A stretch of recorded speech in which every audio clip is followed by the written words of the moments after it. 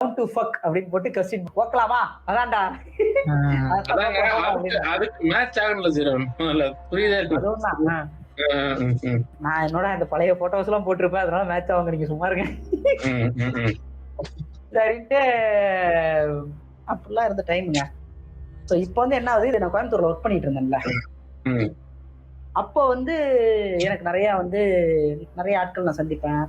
அப்படி வந்து நான் ஒருத்தவங்க சந்திச்சேன்.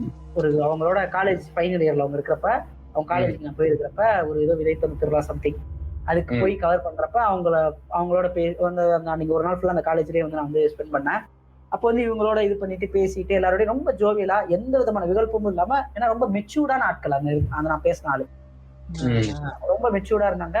அப்படியே வந்து பேசி இதுவாகி நல்லா இதுவாச்சு. புக்கு ரீடிங் வந்து 2 பேருக்கும் இது இருந்துச்சு, ஒரு லிங்க் இருந்துச்சு 2 பேருக்கும். அது ஒரு காமன் ஃபேக்டர் இருந்துச்சு. என்ன புக் படிச்சிருக்கீங்க, நீங்க என்ன படிக்கிறீங்கன்ட்டு அந்த வாசிப்பை பத்தி, அப்புறம் வந்து பாடல்களை பத்தி அப்படியே பேச ஆரம்பிச்சு. என்னன்னா, ஒரு தடவை அவங்களுக்கு ஏதோ ஒரு புக் வேணும்னு கேட்க, நான் அங்க எப்பயுமே ரேஸ் கோர்ஸ்ல ஒரு புக்கு கடைக்கு போவேன்.